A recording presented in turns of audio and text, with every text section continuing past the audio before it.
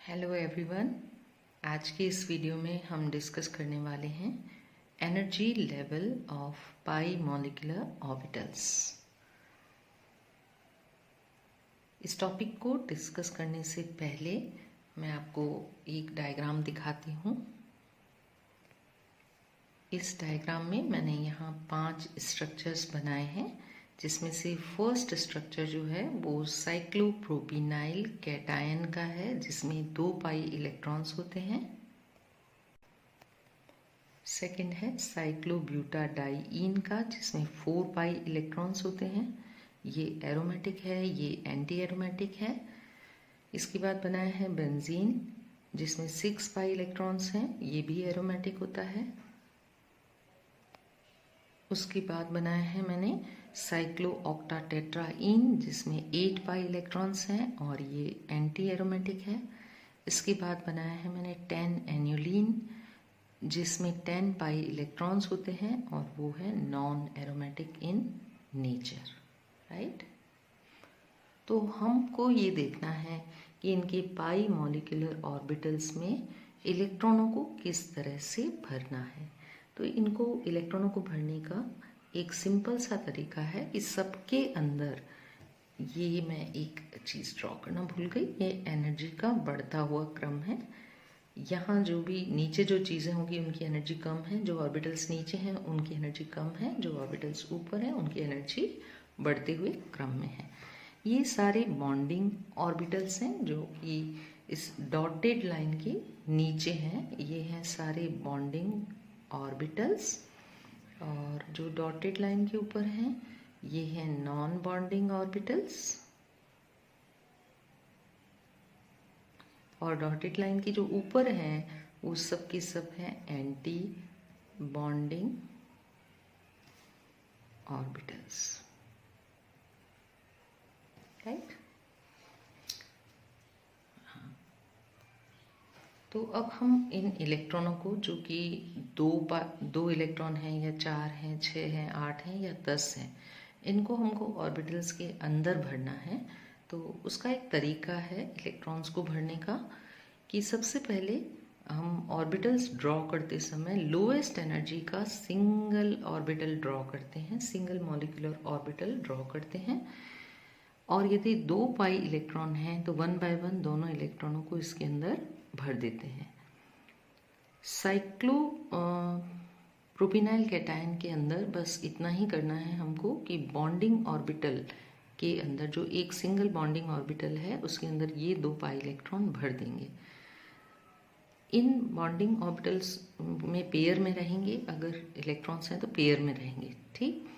और इसका anti bonding orbital खाली रहता है। ये एनर्जी जितनी यहाँ से यहाँ तक है उतना ही अंतर यहाँ से यहाँ रहेगा, यानी कि ये जो डॉटेड लाइन है उससे जितना नीचे आपने ये ऑर्बिटल बनाया है उतना ही ऊपर इसका एंटी बॉन्डिंग ऑर्बिटल बनाएंगे, राइट। अब आते हैं हम साइक्लोब्यूटाडाइईन के अंदर। तो साइक्लोब्यूटाडाइईन में 4 इलेक्ट्रॉन भरने हैं। सबसे पहले हम सिंगल मॉलिक्यूलर ऑर्बिटल ड्रॉ करेंगे और उसके अंदर 2 इलेक्ट्रॉन भर देंगे। चूँकि हुंस रूल के अकॉर्डिंग इलेक्ट्रॉन्स को 1 बाय 1 भरते हैं, तो एक ऑर्बिटल में 2 से ज़्यादा इलेक्ट्रॉन नहीं भर सकते हैं, तो हमने 2 यहाँ भर दिए। पीछे बचे 2 और इलेक्ट्रॉन्स।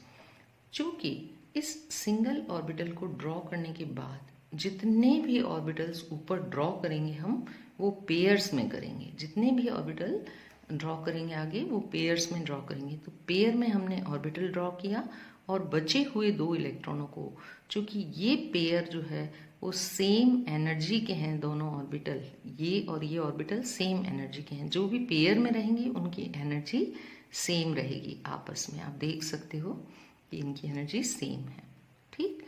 तो बचे हुए 2 इलेक्ट्रॉन को हमने एक एक इलेक्ट्रॉन दोनों ऑर्बिटल के अंदर भर दिया, ठीक।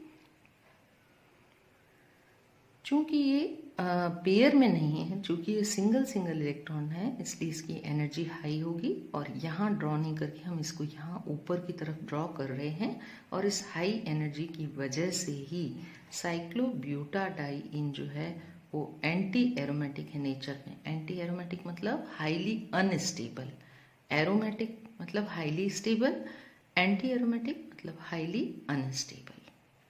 ठीक, अब आते हैं बेंजीन में। बेंजीन में हमको 6 इलेक्ट्रॉन्स भरने हैं।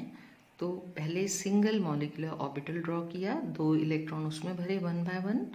अब हमने नेक्स्ट जो मॉलिक्यूलर ऑर्बिटल्स हैं वो हमेशा पेयर में ड्रॉ करेंगे। तो पेयर में ड्रॉ किए, पहले दोनों के अंदर 1 इलेक्ट्रॉन भरा, तो टोटल 4 हो गए। बचे हुए 2 इलेक्ट्रॉन को हमने यहाँ वापस भर दिया, तो पेयर में ये आ गए। चूंकि ये पेयर में है, चूंकि ये एक ऑर्बिटल के अंदर 2 इलेक्ट्रॉन्स हैं, इसलिए इनकी एनर्जी उतनी हाई नहीं होगी, एनर्जी लो होगी। और लो एनर्जी की वजह से ये स्टेबिलिटी हाई होगी इनकी। तो ये हाईली स्टेबल है, बेंजीन जो है वो एरोमेटिक है और हाईली स्टेबल है।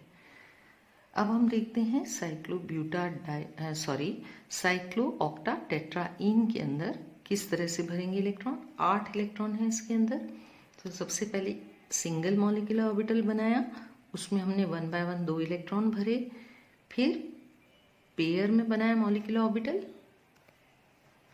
और फिर पेयर में हमने इलेक्ट्रॉन्स को भी भरा। पहले एक एक इलेक्ट्रॉन भरा दोनों मॉलिक्यूलर ऑर्बिटल्स में, फिर एक एक और भरा। इस प्रकार से 6 इलेक्ट्रॉन हमने भर दिए। बचे हुए 2 इलेक्ट्रॉन, 8 में से 6 भर दिए, बचे हुए 2 इलेक्ट्रॉन को फिर हमको पेयर में ही ऑर्बिटल ड्रॉ करना है, और दोनों की एनर्जी सेम है, तो पहले दोनों में एक एक इलेक्ट्रॉन भरना है। अब हमारे 8 इलेक्ट्रॉन पूरे हो चुके हैं। चूंकि 8 इलेक्ट्रॉन पूरे हो गए हैं और अभी भी ये दोनों इलेक्ट्रॉन एक ऑर्बिटल में एक इलेक्ट्रॉन है, पेयर्ड नहीं है, इसलिए इस सिस्टम की एनर्जी जो है वो हाई रहती है, और ये यहाँ पे ड्रॉ किए जाएंगे नॉन बॉन्डिंग ऑर्बिटल्स। अब आते हैं हम 10 एनुलिन के ऊपर। 10 एनुलिन में 10 इलेक्ट्रॉन्स हैं। इसको भरने के लिए ये इस तरह से हम, ये देखिए, अगेन सिंगल मॉलिक्यूलर ऑर्बिटल बनाया, उसमें 2 इलेक्ट्रॉन भरे। फिर डीजेनरेट पेयर यानी कि सेम एनर्जी का पेयर बनाया मॉलिक्यूलर ऑर्बिटल का, उसके अंदर 2 इलेक्ट्रॉन भर दिए। पहले 1 भरा, फिर एक एक और भरा। फिर एक और पेयर बनाया, पहले 1 इलेक्ट्रॉन, देन 1 इलेक्ट्रॉन और। चूंकि ये सारे के सारे पेयर्ड हैं तो इनकी एनर्जी हो जाएगी लो, राइट। और ये है नॉन एरोमेटिक इन नेचर। तो जो नॉन एरोमेटिक होते हैं उनकी एनर्जी एरोमेटिक से, एनर्जी नहीं, स्टेबिलिटी इन तीनों में से एरोमेटिक, एंटी एरोमेटिक और नॉन एरोमेटिक में सबसे ज़्यादा स्टेबल होगा एरोमेटिक, फिर होगा नॉन एरोमेटिक उससे कम स्टेबल, और एंटी एरोमेटिक सबसे कम स्टेबल होगा। तो इस प्रकार से फिलिंग ऑफ इलेक्ट्रॉन्स होगा। इस टॉपिक के अंदर यही बात समझानी थी आपको। ये मैं पढ़ देती हूँ introduction. As shown by Hückel, the solution of Schrödinger wave equation for pi electron system of any regular planar cyclic conjugated polyene reveals that energies of the molecular orbitals in such systems have a very simple characteristic pattern, जो कि अभी आपने देखा। In these systems there is always one orbital of lowest energy। आपने देखा कि सबसे पहले हम सिंगल ऑर्बिटल ड्रॉ कर रहे हैं लोएस्ट एनर्जी का, which is followed by degenerate pairs of orbitals, और उसके बाद हम पेयर ऑफ ऑर्बिटल ड्रॉ कर रहे हैं, 2 ऑर्बिटल एक साथ ड्रॉ कर रहे हैं। डीजेनरेट मतलब orbitals having same energy in the order of increasing energy, बढ़ते हुए क्रम में। सबसे नीचे हमने लोएस्ट एनर्जी का एक ऑर्बिटल ड्रॉ किया, फिर एनर्जी के बढ़ते हुए क्रम में हमने degenerate pair of electrons draw किया, and finally there is 1 orbital of highest energy. तो पहले हमने सारे बॉन्डिंग ऑर्बिटल ड्रॉ किए, और जिसमें जितने बॉन्डिंग ऑर्बिटल्स हैं उतने ही एंटी बॉन्डिंग ऑर्बिटल्स भी ड्रॉ करेंगे। तो लोएस्ट एनर्जी का भी एक ऑर्बिटल है, तो हाईएस्ट एनर्जी का भी एक ऑर्बिटल ही होगा सबके अंदर।